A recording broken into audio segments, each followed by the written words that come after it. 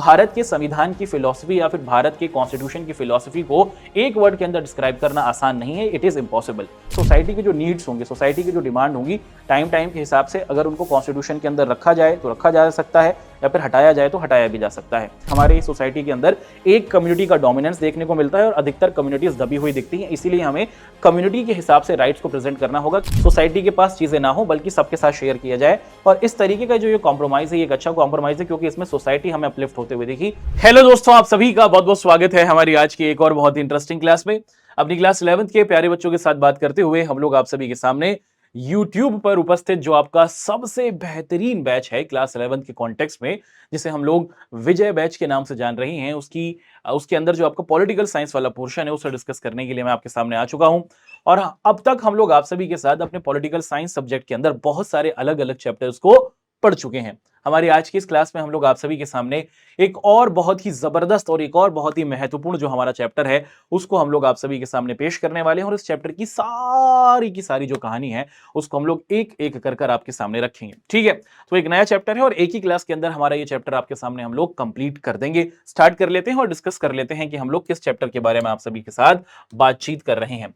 हम लोग दोस्तों यहां पर आप सभी के साथ the philosophy of the constitution, यानी कि जो कॉन्स्टिट्यूशन भारत का बनाया गया, भारत का संविधान, उसको बनाने के पीछे की क्या आइडियोलॉजी रही थी, क्या थॉट प्रोसेस रहा था, क्या फिलॉसफी रही थी, उसको समझने की कोशिश करेंगे और इसको बहुत अच्छे तरीके से समझेंगे ताकि आपके सामने किसी तरीके का कोई कंफ्यूजन और कोई डाउट नहीं रहे। चलिए स्टार्ट कर देते हैं।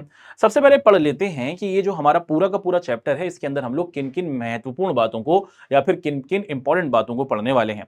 हम लोग सबसे पहले डिस्कस करेंगे कि what is meant by philosophy of the constitution. सबसे पहले यही तो जान लें कि इसका मतलब क्या होता है, कि फिलॉसफी ऑफ कॉन्स्टिट्यूशन है क्या, ये समझेंगे।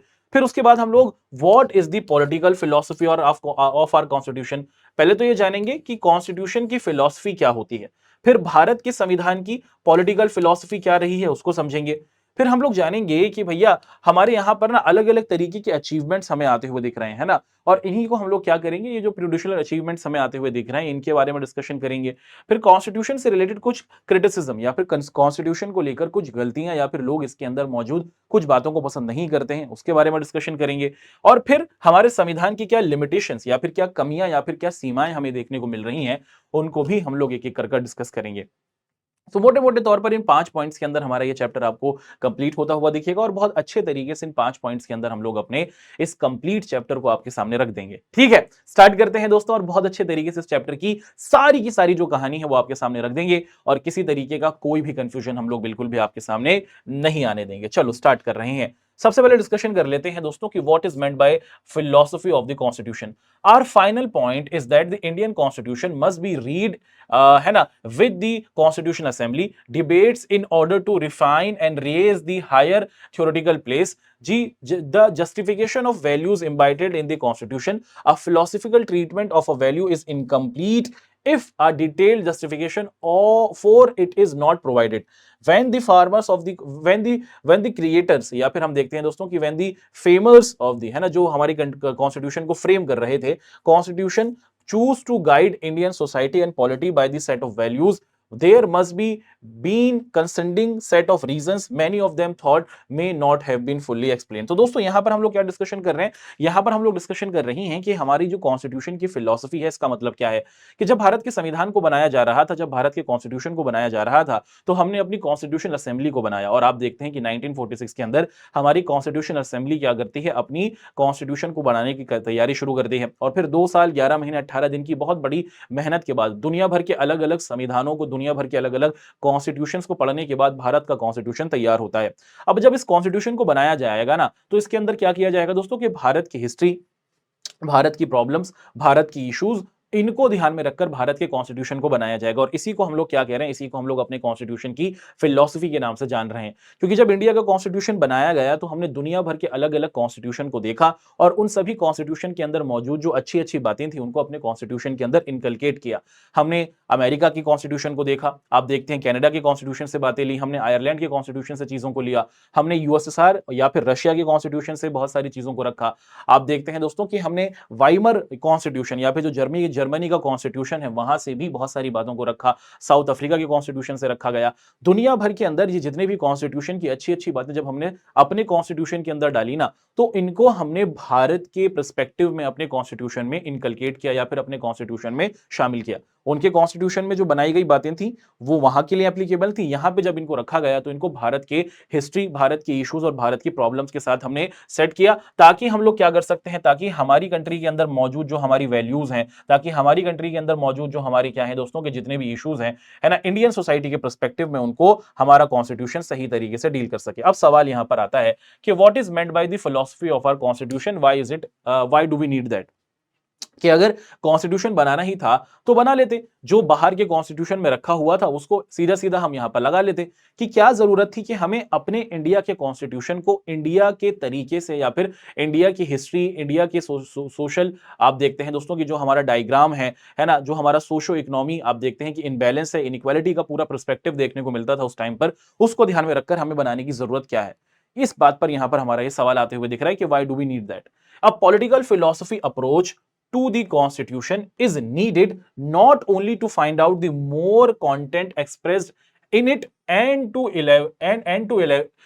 elevate its claims by possibly to use it is to attribute between verifying interception of many core values in are polity. तो देखा जाए दोस्तों कि हमें अपने कॉन्स्टिट्यूशन के अंदर इस पॉलिटिकल फिलॉसफी की जरूरत क्यों आती हुई दिख रही है। अगर देखा जाए ना, हमारे कॉन्स्टिट्यूशन ने हमारी कंट्री के अंदर मौजूद जितनी भी परेशानियां थी उनको एक तरीके से डील करने की कोशिश की है। भारत का संविधान, भारत के अंदर मौजूद बहुत सारी समस्याएं या फिर अगर हम लोग कहें कि सारी की सारी जो समस्याएं हैं उनको खत्म करने की कोशिश करता है, और इसी को हम लोग क्या कह रहे हैं, हमारे कॉन्स्टिट्यूशन की कोर वैल्यू कह रहे हैं। कॉन्स्टिट्यूशन क्या है? कॉन्स्टिट्यूशन हमारे सामने एक जीती जागती किताब है जो हमें ये बताता है कि हमें क्या करना है और क्या नहीं करना। अगर ये कॉन्स्टिट्यूशन नहीं होता तो भारत का एडमिनिस्ट्रेशन सही तरीके से नहीं चलता।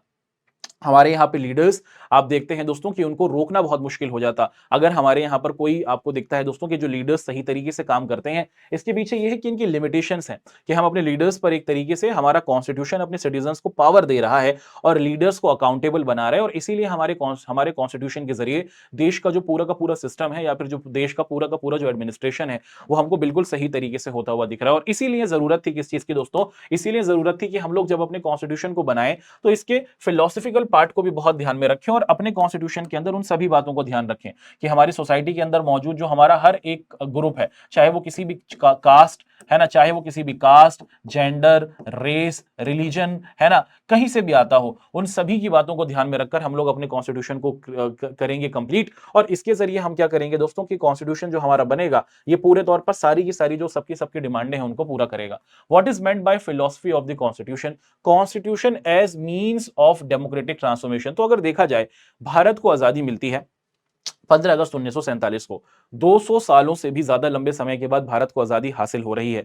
भारत जब आजाद नहीं हुआ था, जब हमें आजादी की लड़ाई हमारे देश के नेताओं के द्वारा लड़ी जा रही थी, तो सीधे सीधे तौर पर ना हमारे नेताओं का सिर्फ एक ही ऑब्जेक्टिव था कि जब भी आजादी हासिल होगी हम लोग अपनी कंट्री के अंदर डेमोक्रेसी को या फिर लोकतंत्र को स्टैब्लिश करेंगे। सर लोकतंत्र की ही क्यों बात कर रहे थे, सर डेमोक्रेसी की ही क्यों बात कर रहे थे? यहीं पर इस पॉइंट को हम लोग समझने की कोशिश करेंगे।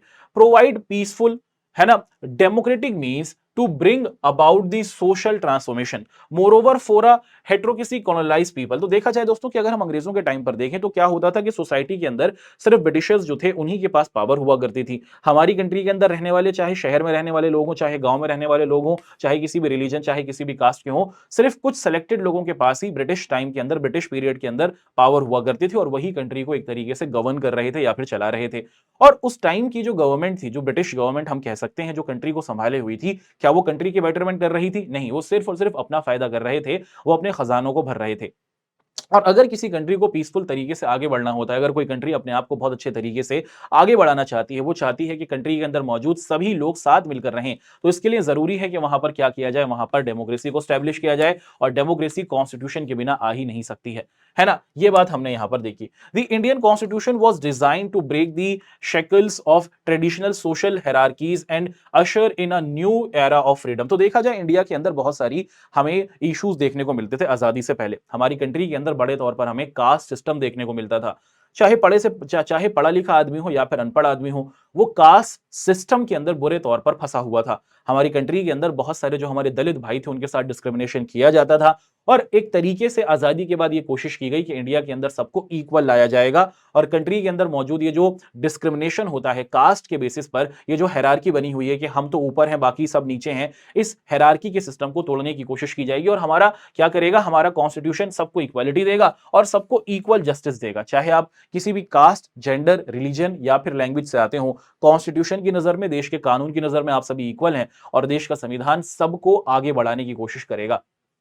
Constitution exists not only to limit people in power but to empower those who traditionally have been deprived from it. Constitution can give value है ना, vulnerable people the power of achieve the collective good. तो अगर India के context में देखा जाए, हमारा constitution poor लोगों की बात करता है। हमारा कॉन्स्टिट्यूशन आप देखते हैं कि हमारे एससी, हमारे एसटी, उसी के साथ साथ आप देखते हैं दोस्तों कि हमारे यहाँ पर जो हमारे माइनॉरिटीज हैं, उसी के साथ साथ जो हमारे ओबीसीज हैं, है ना, हर एक ग्रुप को क्या करता है दोस्तों कि हमारा कॉन्स्टिट्यूशन उनको अच्छे तरीके से अपलिफ्ट करने की बात करता है। हमारे यहाँ पर जो रिच लोग हैं, जो पावरफुल लोग हैं, उनको तो ध्यान रखा ही जाएगा कॉन्स्टिट्यूशन के जरिए, मगर उसी के साथ साथ कंट्री के अंदर मौजूद जो हमारे ट्राइबल लोग हैं, कंट्री के अंदर जो हमारे आपको दिखता है दोस्तों के जो हमारे दलित भाई हैं, उसी के साथ साथ आप देखते हैं कि कंट्री के अंदर जो माइनॉरिटी लोग हैं, कंट्री के अंदर जो पिछड़े हुए लोग हैं, जिन्हें हम लोग ओबीसी कह रहे हैं, इन सभी का ध्यान कॉन्स्टिट्यूशन रखेगा और इन वनरेबल लोगों को अच्छी जिंदगी दिलाने की कोशिश करेगा। कॉन्स्टिट्यूशन का यह काम होगा कि वो देश के अंदर गरीबों की, कमजोर लोगों की क्या करेगा दोस्तों की एक तरीके से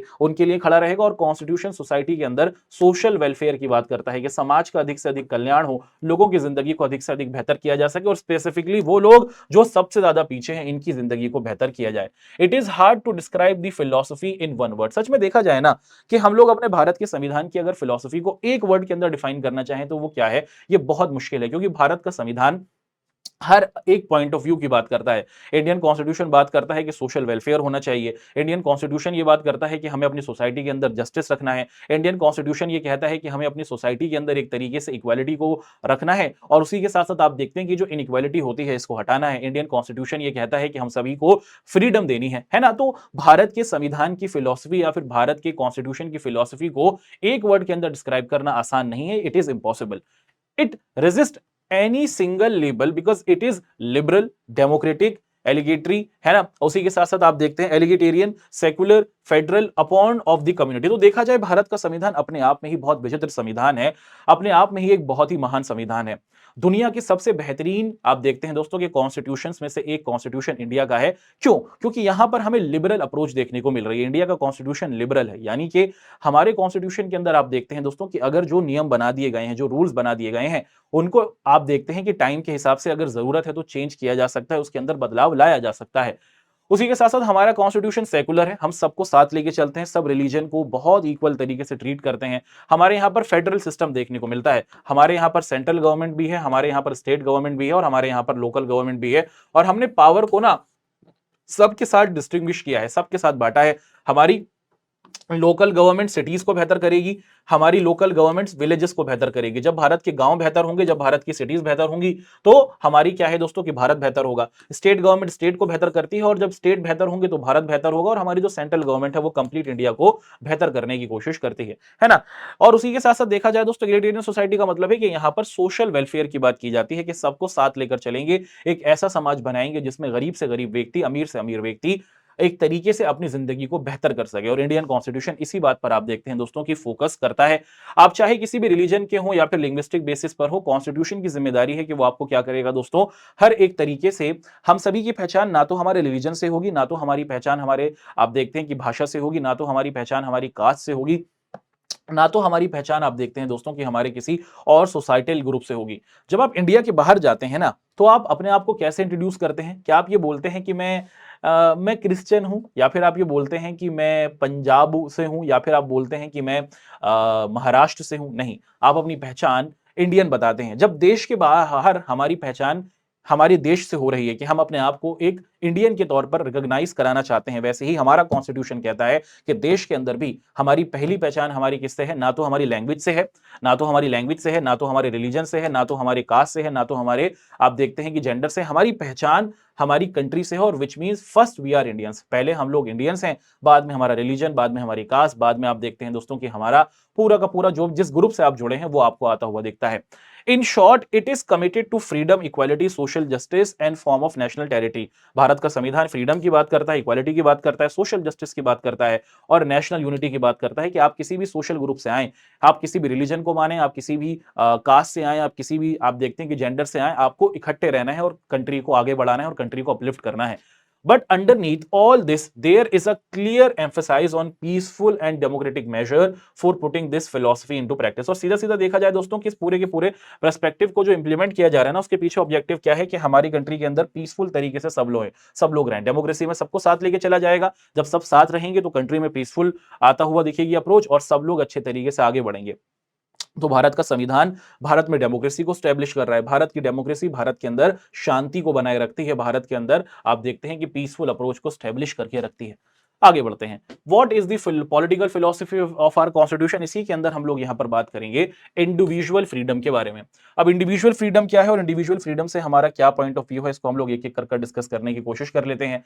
the first point to note that the constitution is its committed to individual freedom. Bharat का संविधान ये कहता है, भारत का कॉन्स्टिट्यूशन, भारत का आईन, उर्दू में कहा जाता है आईन बड़ा ही यूनिक वर्ड है।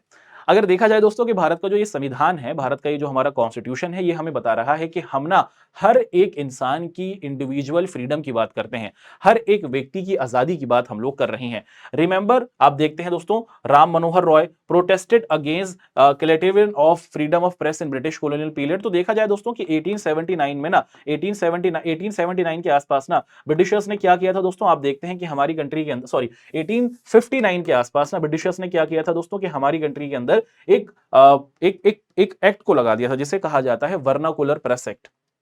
और वर्नाकुलर प्रेस एक्ट का मतलब क्या है कि इंडिया के जो लोग थे वो अगर अपनी लोकल लैंग्वेजेस में, जैसे अगर हम बंगाली लैंग्वेज में, जैसे आप देखते हैं कि गुजराती लैंग्वेज में, तमिल में, तेलुगु में, कन्नड़ा में, अपनी किसी लैंग्वेज के अंदर न्यूज़पेपर या फिर आप देखते हैं मैगजीन्स को छाप रहे थे, तो ब्रिटिशर्स ने हम पर एक तरीके से आप देखते हैं रिस्ट्रिक्शन लगा दिया था और ये कहा था कि भाई आप ना क्या है दोस्तों कि आप अंग्रेजी गवर्नमेंट के खिलाफ उसमें कुछ बातों को नहीं रख सकते हैं, और अगर आप लिखेंगे तो ब्रिटिशर्स आपकी जो पब्लिशिंग हाउस थी उसको आप देख रहे थे तो तोड़ रहे थे।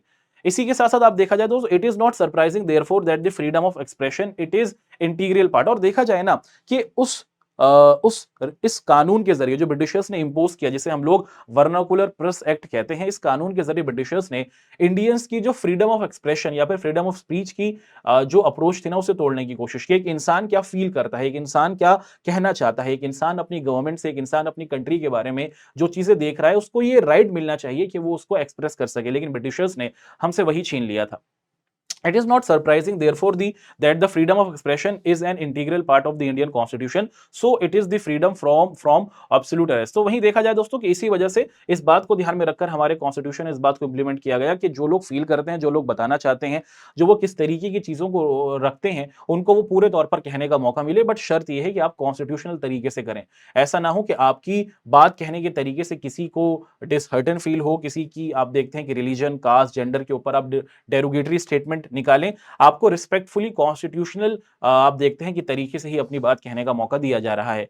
दी इनफॉर्मस रोल एक्ट। तो हमारी कंट्री के अंदर आप देखते हैं दोस्तों कि 1990 के अंदर ना ब्रिटिशर्स ने एक और लॉ बनाया था जिसे कहा जाता है रोल एक्ट। और इसके अंदर पता क्या था, इसके अंदर ये था कि अगर आप इंडियन हैं, और इंडियंस ने ना उस टाइम से पहले 1990 से पहले बहुत सारे मूवमेंट्स कर डाले थे, बहुत सारे आंदोलन कर डाले थे। हमने चंपारण का आंदोलन कर दिया था, हमने अहमदाबाद का आंदोलन कर दिया था, हमने खेड़ा का आंदोलन कर दिया था। और इन अलग अलग मूवमेंट्स के जरिए, इन अलग अलग आंदोलनों के जरिए ब्रिटिशर्स की हालत खराब हो गई थी। उनको दिखने लगा था कि इंडियंस यूनाइट हो रहे हैं और अभी इकट्ठे होकर हमसे अपनी डिमांड्स पूरी करवा लेते हैं। अंग्रेजों ने कहा कि भाई इनको रोकना पड़ेगा और साल 1919 में आप देखते हैं कि एक कानून बनाया ब्रिटिशर्स ने जिसे रोलेक्ट एक्ट कहा जाता है। इस रोलेक्ट एक्ट में पता है क्या था, इसमें यह बात कह दी गई थी कि भैया इंडिया के अंदर रहने वाला अगर कोई भी इंडियन है, अगर ब्रिटिशर्स को उस पर एक देखते हैं दोस्तों कि एक तरीके से शक हो जाए, अभी मैंने कोई गलती नहीं करी है, मैं एक इंडियन हूं और मुझ पर ब्रिटिशर्स को कुछ सस्पिशियस चीजें मुझ पर लगें, ना तो मैं कुछ काम कर रहा हूं ऐसा जो गलत है, बस शक होने की वजह से सिर्फ संदेह होने की वजह से ब्रिटिशर्स आपको सीधे 2 साल तक जेल में डाल सकते थे और आपको फिर अपनी हेयरिंग करने का, कोर्ट में जाने का भी मौका नहीं मिलेगा। और इसको भी आप क्या देखते हैं, इसको भी फ्रीडम ऑफ एक्सप्रेशन या फिर आप देखें दोस्तों कि जो आपकी बेसिक नेसेसिटी है, फ्रीडम आपसे छीनी जा रही थी। तो इन सभी बातों को अगर आप इंडिया के कॉन्टेक्स्ट में देखें, है ना, वो हमारे यहाँ पर रही थी। और इसीलिए आप देखें दोस्तों कि हमारे कॉन्स्टिट्यूशनल मेकर ने इस बात का ध्यान रखा कि जो लोग फील करते हैं, जो लोग बताना चाहें, वो बता सकें। इसी के साथ साथ सोशल जस्टिस की यहां पर बात करेंगे कि हमारा कॉन्स्टिट्यूशनल जो अप्रोच रही है, जो पॉलिटिकल फिलॉसफी अगर आप भारत के संविधान की देख रहे हैं, तो वो एक तरीके से सोशल जस्टिस के साथ भी टिकी हुई है। Classical liberalism always privilege rights of individual over demands of social justice and community values. The liberalism of Indian constitution differs from its version two ways. तो अगर देखा जाए ना दोस्तों, तो हमारे भारत के अंदर हमें क्या देखने को मिलता है, लिबरलिज्म देखने को मिलता है, जिसको हम लोग उदारवाद के नाम से जान रहे हैं। इसका मतलब क्या है कि भारत के अंदर आप देखते हैं दोस्तों कि एक तरीके से ये कहा गया कि हम अपने लोगों की जिंदगी को बेहतर बनाने के संविधान को बना रहे हैं। लिबरलिज्म का मतलब क्या है कि आप चेंज को एक्सेप्ट करते हैं, you are ready to accept the changes जो आपकी सोसाइटी के अंदर होता है। और जब जब सोसाइटी के अंदर देश के संविधान में अगर जो नियम है या फिर जो कानून है जो बने हुए हैं उनमें चेंज करने की बात आएगी, तो इंडियन कॉन्स्टिट्यूशन में उसे चेंज किया जा सकता है। ये बात भी हमने अपने संविधान के अंदर रखी कि सोसाइटी के जो नीड्स होंगे, सोसाइटी की जो डिमांड होंगी, टाइम टाइम के हिसाब से अगर उनको कॉन्स्टिट्यूशन के अंदर रखा जाए तो रखा जा सकता है, या फिर हटाया जाए तो हटाया भी जा सकता है। First, it was always linked to the social justice. The best example to of it is the provision of representatives of scheduled caste and scheduled tribe. हमारा भारत का संविधान सोशल जस्टिस की बात करता है। सोशल जस्टिस का मतलब हमारे कॉन्स्टिट्यूशन के अंदर पूरे तौर पर यह बता दिया गया है कि भारत का कॉन्स्टिट्यूशन सबको साथ लेके चलेगा और प्राइमरीली बात करेगा उनकी जो हमारी कंट्री के अंदर सबसे ज्यादा वनरेबल है या फिर सबसे ज्यादा पीछे रह गए हैं।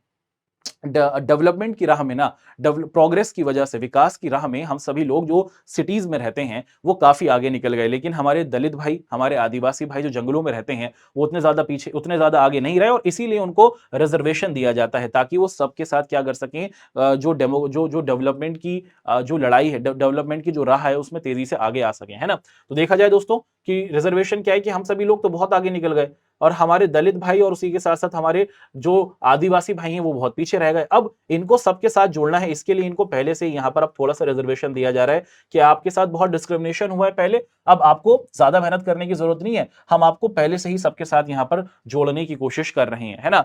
The makers of the constitution believe that the more guaranteeing of the rights to equality was not enough to overcome as injustice. तो देखा जाए हमारे कॉन्स्टिट्यूशनल मेकर्स ने कहा कि सिर्फ इनइक्वालिटी की बात को हटा देना और सबको इक्वल कर देने से, हजारों सालों का ये जो आप देखते हैं दोस्तों जो डिस्क्रिमिनेशन किया गया है कि हम सब तो बहुत आगे निकल गए और इनको आगे बढ़ने का बिल्कुल मौका नहीं मिला। हजारों हजार सालों तक हमारे आदिवासी भाइयों में कोई पढ़ा लिखा नहीं, हमारे क्या है दोस्तों कि हमारे दलित भाई या फिर जो एससी कम्युनिटी से आने वाले लोग हैं उनके साथ भी ऐसा ही है। तो हजारों सालों का ये जो डिस्क्रिमिनेशन था ये सिर्फ एक राइट दे के पूरा नहीं किया जा सकता और इसके लिए हमें आप देखते हैं कि रिजर्वेशन की जरूरत थी और हमारे कॉन्स्टिट्यूशन के अंदर हमने इस रिजर्वेशन के जो पॉइंट था उसको भी इनकलकेट किया। और बहुत सिंपल तरीके से हमने क्या किया दोस्तों कि एक तरीके से सबको वोट दिया जाएगा और जो हमारे क्या है दोस्तों आप देखते हैं कि जो जरूरतमंद लोग हैं उनको ध्यान में रखकर भी गवर्नमेंट की पॉलिसीज को आगे बढ़ाया जाएगा। Special constitutional measures were required. अब यहां पर लिखा है दोस्तों कि special constitutional measures were required to advance their interest, therefore the constitutional makers provide a number of special measures to protect the interest of scheduled caste and scheduled tribes such as the reservation of the seats in legislature and constitutional also made it is possible to the government to rescue public sector jobs. तो अगर देखा जाए हमने क्या किया दोस्तों कि हमारे जो शेड्यूल्ड कास्ट और शेड्यूल्ड ट्राइब के लोग हैं, क्योंकि इनका हजारों सालों से एक तरीके से इनको लूटा जाता रहा, इनको आगे बढ़ने का मौका नहीं मिला, इनको एक्सप्लॉइट किया जाता रहा, इसीलिए आफ्टर द इंडिपेंडेंस हमारे कॉन्स्टिट्यूशन में दो बातों को रखा गया। पहली बात क्या है कि सबसे पहली बात ये रखी जाएगी कि जब भी लेजिस्लेचर होगा या फिर अगर हम लोग देखें कि दोस्तों हमारे पार्लियामेंट के इलेक्शंस होंगे या फिर आपको दिखता है दोस्तों कि हमारे स्टेट इलेक्शंस होंगे या फिर अगर हमारे लोकल इलेक्शंस हमें होते हुए दिखेंगे, इन तीनों इलेक्शंस के अंदर ना हम लोगों ने कुछ सीटें अपने एससी कम्युनिटी के लोगों के लिए और एसटी कम्युनिटी के लिए रख दी है ताकि इनकी इक्वल रिप्रेजेंटेशन हो। इन एससी और एसटी कम्युनिटी के जब नेता लोग बनेंगे तो वो अपनी सोसाइटी के लिए अच्छी चीजें कर सकते हैं और इससे उनकी अपलिफ्टमेंट होगी, उनकी जिंदगी बेहतर हो सकती है। पहली बात तो हमारे कॉन्स्टिट्यूशनल मेकर ने ये ध्यान रखा। दूसरी बात ये कि जब भी आप देखते हैं दोस्तों कि पब्लिक सेक्टर की जॉब आएंगी, या फिर अगर हम लोग देखें कि जब भी गवर्नमेंट जॉब्स हमें आती हुई दिखेंगी ना, तो गवर्नमेंट जॉब्स के अंदर कुछ सर्टेन क्राइटेरिया हमने अपने एससी और एसटी कम्युनिटी लोगों के लिए रखा, ताकि इनके साथ हम लोग क्या कर सकें, देश को चलाने का जो सिस्टम है ना वो शेयर किया जा सके, पावर शेयरिंग सही तरीके से हो, और समाज के सभी लोग देश के अंदर अपने अपनी गवर्नमेंट के अंदर आ सकें और देश को बेहतर तरीके से चलाने में अपना कंट्रीब्यूशन दे सकें। अब इसके साथ साथ दोस्तों हमें कुछ और पॉइंट देखने को मिलते हैं कि respect for diversity and minority rights. तो अगर हमारा कॉन्स्टिट्यूशन देखें, या फिर इंडिया अपने आप में ही एक ऐसी कंट्री है जहां पर आपको अलग अलग तरीके की रिलीजन देखने को मिलते हैं। दुनिया की सबसे डाइवर्स, दुनिया की सबसे ज्यादा आप क्या देखते हैं कि जो विविध कंट्री है वो भारत ही है ना। अलग अलग रिलीजन, अलग अलग कास्ट, अलग अलग लैंग्वेजेस भारत में आपको देखने को मिल जाती हैं, अलग अलग कल्चर देखने को मिलता है। अच्छा, Indian constitution encourages equal respect between the communities. ये बात कह दी कि भैया हर एक इंसान को इक्वली ट्रीट किया जाएगा, हम हर किसी का सम्मान करेंगे और हर कोई आपका सम्मान करेगा, ये बात कर दी गई। This was not easy in our country, ये आसान नहीं था। First, because the communities do not always have a relationship of equality, they tend to have hierarchical relations with one another. और देखा जाए सोसाइटी के अंदर ये था कि कुछ कम्युनिटीज को या फिर कुछ सोशल ग्रुप्स को ऊपर माना जाता था कि भैया हम तो अपर हैं, और कुछ को माना जाता था कि भैया आप लोअर हो, और जो लोअर कम्युनिटी में आया करते थे इनके साथ बहुत डिस्क्रिमिनेशन हुआ करता था। लेकिन हमारे कॉन्स्टिट्यूशन मेकर ने इस तरीके का आप देखते हैं कि फ्रेमवर्क बनाया और लोगों के थॉट को चेंज किया। आप इमेजिन करके देखो, 26 ऑफ जनवरी 1950 जब भारत का संविधान हमें लागू होता हुआ दिखा, उससे पहले तक हमारी सोसाइटी में बहुत सारी परेशानियां थीं, और 26 जनवरी से यह कह दिया गया कि अब आप सभी के अंदर जो भी इक्वालिटी हुआ करती थी उसको खत्म किया जाएगा, और हम है ना, जो भी इनइक्वालिटी हुआ करती थी उसे खत्म किया जाएगा, और हम सब लोग इक्वालिटी के साथ चलेंगे, हम सभी में हमें समानता आती हुई दिखेगी। ये बात यहां पर रखी गई। तो क्या ये आसान प्रोसेस था? नहीं। लोगों के थॉट को चेंज करना, लोगों के अंदर ये जो कास्ट सिस्टम रहा या फिर ये जो हायरार्किकल डिफरेंसेस रहा, इसको चेंज करना बहुत मुश्किल था। लेकिन हमारे कॉन्स्टिट्यूशनल मेकर ने कॉन्स्टिट्यूशन को इतने स्ट्रांगली आप देखते हैं कि बनाया, जिसकी वजह से हमारे यहाँ पर हमारी सोसाइटी के अंदर मौजूद ये परेशानी हमें दूर होते हुए दिखी। Second, when these communities do not see each other as equal, they also tend to become rival. और उसी के साथ साथ इनके बीच में नफरतें भी थी, एक दूसरे पर अटैक किया करते थे। अगर हम बात करते हैं दोस्तों कि इंडिया के अंदर जो हमारे अलग रिलीजन ग्रुप्स रहे थे, अगर आप आजादी की लड़ाई की बात देखते हैं तो एक रिलीजन दूसरे रिलीजन पर अटैक करता रहा था, तो पीसफुल हार्मनी नहीं थी, भाईचारा कहीं ना कहीं आजादी के दौरान तक हमें खत्म होता हुआ दिखा था, और कॉन्स्टिट्यूशन के जरिए हम लोग इसी भाईचारे को रिस्टोर करने की कोशिश कर रहे थे।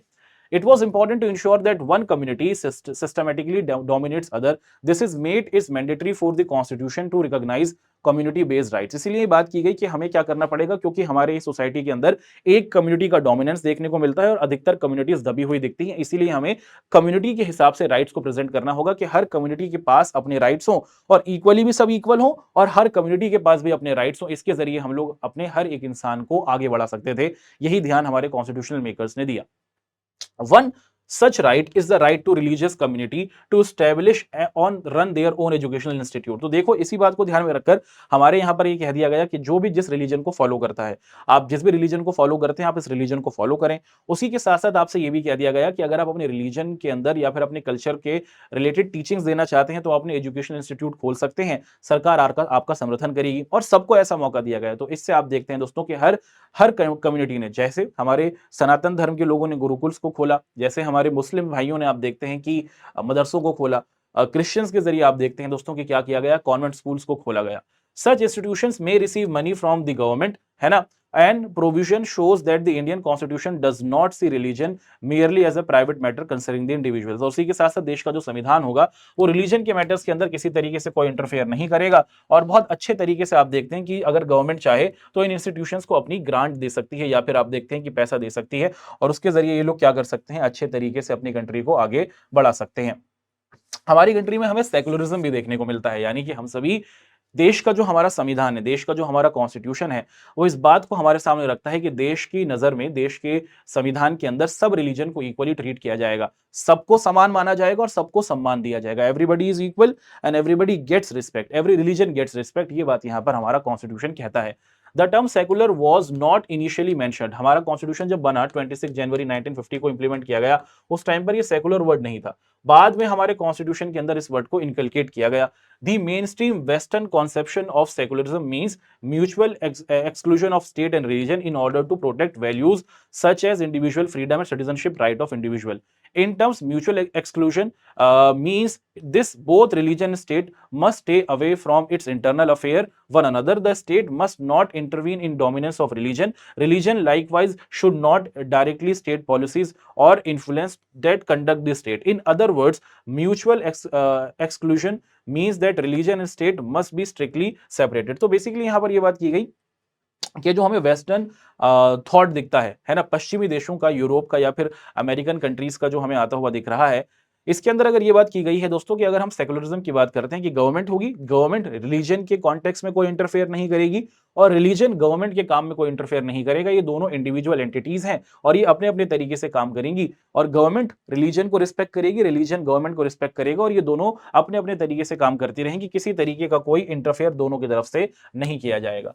To protect religion's freedom of individual, therefore state must not help religious organization. इसीलिए स्टेट की ये जरूरत है कि वो रिलीजियस ऑर्गेनाइजेशन को सपोर्ट ना करे। But at the same time state should not tell religious organization how to manage their affairs. तो पहली बात तो ये कह दी गई है, क्योंकि ये बात कह दी गई है कि सेकुलरिज्म का मतलब है कि अगर हमें अपनी कंट्री के अंदर कुछ स्पेसिफिक ऑर्गेनाइजेशंस दिखती हैं जो किसी किसी रिलीजन से जुड़ी हुई हैं, तो गवर्नमेंट क्या नहीं करेगी, गवर्नमेंट उनको बताएगी नहीं कि आपको कैसे चलना है, क्योंकि उनका इंटरनल मैटर है।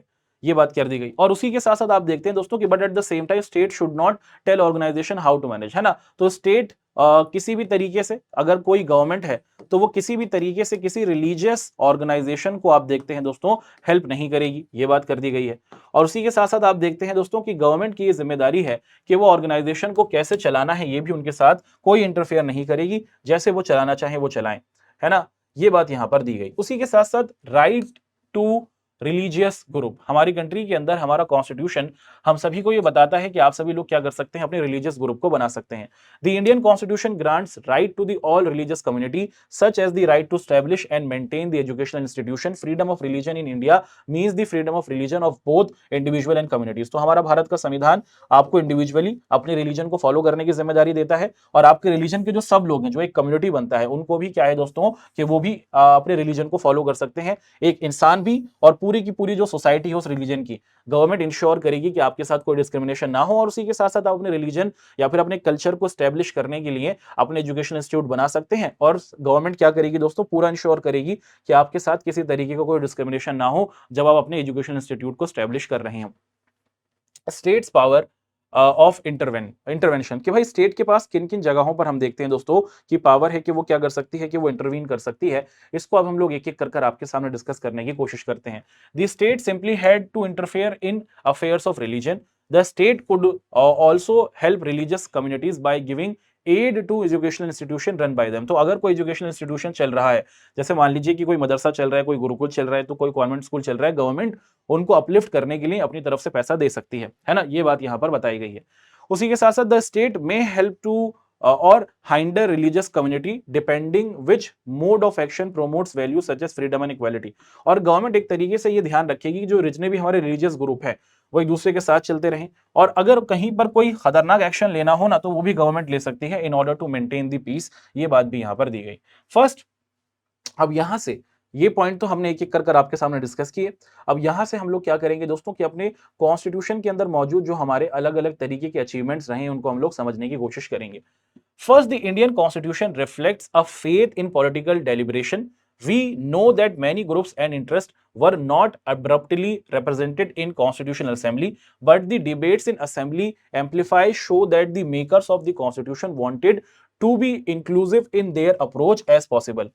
This open-ended approach indicates that willingness of people to modify their existing preference, in short, to justify outcomes by references not to self-interest but to reason. It is also show that a willingness of recognition, creative value in differences, disagreement। तो अगर देखा जाए कि जब हमने अपनी constitution assembly को बनाया और इंडियन कॉन्स्टिट्यूशन असेंबली में, है ना, आप देखते हैं दोस्तों कि जो हमारी पूरी कॉन्स्टिट्यूशन असेंबली थी उसमें जितने भी लोग थे उसी में से देखो जो हमारी कॉन्स्टिट्यूशन असेंबली थी इसी की हमें दो बाइफर्केशन होते हुए दिखे। हमारी कॉन्स्टिट्यूशन असेंबली का ही एक ग्रुप पाकिस्तान के लिए कॉन्स्टिट्यूशन असेंबली बन गया और एक हमारा इंडियन कॉन्स्टिट्यूशन असेंबली रहा और इसके अंदर हमारे पास 299 लोग थे टोटल। अब ये जो हमारी इंडियन कॉन्स्टिट्यूशनल असेंबली के अंदर जो हमारे 299 लोग हमें देखने को मिलते हैं, इनकी ये अलग-अलग सोसाइटी के ग्रुप से आते हुए दिखे। इसमें माइनॉरिटीज़ भी थे, इसमें आपको शेड्यूल्ड ट्राइब, शेड्यूल्ड कास्ट के लोगों को भी रखा गया, ताकि वो अपने कम्युनिटी की जो बातें हैं उसको अच्छे तरीके से रख सकें और हर एक तरीके से चीज़ों को रिप्रेज़ेंट किया जा सके। लेकिन क्या सबको इनकलकेट किया जा सका? ये नहीं था। लेकिन एक तरीके से जो भी लोग इस ग्रुप के अंदर शामिल थे, उन्होंने कोशिश की कि सोसाइटी के हर एक ग्रुप की जो नीड्स एंड वांट्स होती हैं, उसको कॉन्स्टिट्यूशन के अंदर हम लोग रखें और हर एक इश्यू को हम लोग एड्रेस करें और हर एक इश्यू का हम लोग सॉल्यूशन दे सकें, इस पर बात की गई। Second, it reflects a spirit of compromise and accommodation. These words, compromise and accommodation, should not always be seen with disapproval. Not all compromise are bad. तो देखा जाए दोस्तों, कॉन्स्टिट्यूशन के अंदर ये बताया गया कि हम लोगों को क्या करना है। अगर हम चाहें ना अपनी अपनी कंट्री को सही तरीके से रन करने के लिए, हमें कॉम्प्रोमाइज करना होगा। कॉम्प्रोमाइज का मतलब ये नहीं है कि आपके साथ आपके कोई राइट्स का डिस्क्रिमिनेशन होगा। कॉम्प्रोमाइज का मतलब है कि अगर कोई चीज सोसाइटी के कुछ ग्रुप के पास रही है हमेशा से, तो हमें उनको सब लोगों के साथ शेयर करना है। तो गवर्नमेंट की ये कोशिश होगी कि सिर्फ एक ग्रुप ऑफ सोसाइटी के पास चीजें ना हो, बल्कि सबके साथ शेयर किया जाए। और इस तरीके का जो ये कॉम्प्रोमाइज है, ये एक अच्छा कॉम्प्रोमाइज है, क्योंकि इसमें सोसाइटी हमें अपलिफ्ट होते हुए देखी, जो एक डेमोक्रेटिक सिस्टम का बहुत बड़ी जरूरत होती है। क्रिटिसिज्म, हमारे संविधान की ना कुछ आप देखते हैं दोस्तों की कुछ गलतियां भी हैं, जिस पर आप देखते हैं कि अलग अलग तरीके से बातचीत होते हुए हमें दिखती है, जिसको आप देखते हैं क्रिटिसाइज किया जाता है। The Indian Constitution can be subjected to many criticism on which there are many, है ना। अब बट हम लोग इसको ब्रीफली तीन तरीके से देखेंगे। सबसे पहले, फर्स्ट, दैट इज अनवाइडली, उसी के साथ second, that is unrepresentative, and third, it is alien to our condition, है ना। It is very difficult to understand कि कॉन्स्टिट्यूशन ऑफ इंडिया किस तरीके से बनाया गया है। ये तीन तरीके के क्रिटिसिज्म हमें देखने को मिल रहे हैं, है ना। अब एक एक कर क्या करते हैं दोस्तों कि इन क्रिटिसिज्म को डिटेल तरीके से समझने की कोशिश करेंगे। पहला क्रिटिसिज्म जो हमें देखने को मिल रहा है, इसके अंदर बताया जा रहा है, द क्रिटिसिज्म दैट इज अनवाइडली is based on the accusation, है ना, assumption that the entire constitution of India of country must be found in compact document. The fact is that the constitutional the country's constitution is to be identified with the compact document and with other written documents with constitutional state. In the case of India, many such details, practices and statements are included in one single document, and this has made the document somewhere larger in the size. तो हमारा constitution जो रहा ना, धीरे धीरे चीजों को adopt करता रहा, धीरे धीरे अलग अलग कॉन्स्टिट्यूशन की अलग अलग बातों को हम लोग अडॉप्ट करते रहे, और देखा जाए 2 साल 11 महीने 18 दिन के बाद जो कॉन्स्टिट्यूशन हमारे पास बनकर तैयार हुआ ना, वो लार्जर देन लाइफ हुआ। बहुत बड़ा कॉन्स्टिट्यूशन हमारा बनकर तैयार हुआ। और इस कॉन्स्टिट्यूशन को समझना एक तरीके से देखें दोस्तों कि अपने आप में ही कहीं ना कहीं थोड़ी थोड़ी डिफिकल्टी है। Many countries, for instance, do not have provisions for election commission or the civil services commission in the document known as constitution, but in India many such matters are attended to the constitutional document itself. तो हमारे संविधान के अंदर ना हमने ज्यादातर चीजों को लिख दिया, और ज्यादातर चीजों को लिख देने से आप देखते हैं कि हमारे कॉन्स्टिट्यूशन का साइज बड़ा हुआ और ये कॉम्प्लेक्स हो गया, ये कॉम्प्लिकेटेड हुआ। इसको समझना या फिर किसी एक सिंपल आदमी के लिए देश के संविधान को समझना बहुत कॉम्प्लिकेटेड हो गया। यही इसका एक पहला क्रिटिसिज्म हमें देखने को मिल रहा है। वहीं दूसरी कंट्रीज ने अपने इलेक्शन कमीशन को कॉन्स्टिट्यूशन के अंदर नहीं रखा, अपने जो सिविल सर्विसेज होती है उनको नहीं रखा, बट इंडिया के अंदर इसको इनकलकेट किया गया। सेकंड क्रिटिसिज्म जो है, here we must distinguish between two components of representation, one that might be called voice and the other opinion. The voice component of representation is important. People must be recognized in their own language or voice, not in the language of the matters. If we look at the Indian Constitution from the dimension, it is needed that unrepresentative because members of the Constitutional Assembly were chosen by the restricted franchisee, not by the universal suffrage. तो basically देखा जाए कि जो 299 लोगों को रखा गया constitution assembly के अंदर, क्या ये सभी वो लोग थे जो पूरे इंडिया के रिप्रेजेंट कर रहे थे? नहीं, है ना। कुछ सोसाइटी के ही जो, है ना, कोशिश तो की गई सबको शामिल करने की, बट हम सबको शामिल नहीं कर पाए।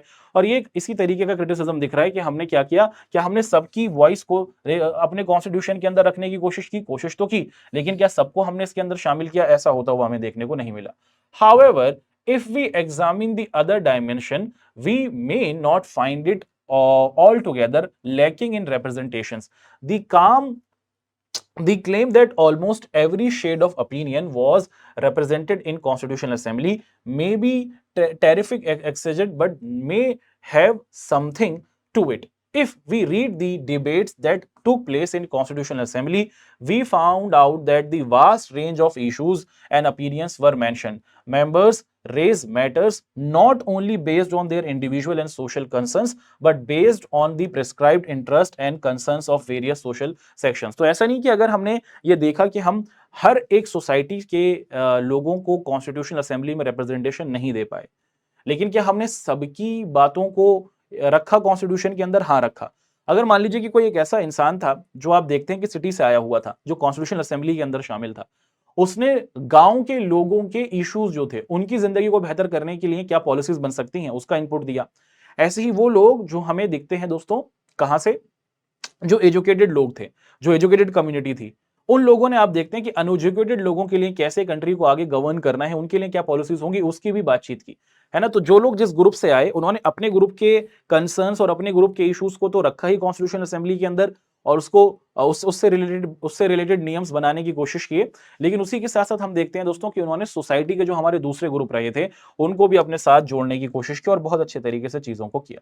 तीसरा क्रिटिसिज्म जो हमें देखने को मिल रहा है, it also says that Indian Constitution is entirely an aligned document, borrowed article by articles from Western Constitution, and cites unnecessarily within the culture ethos of Indian people.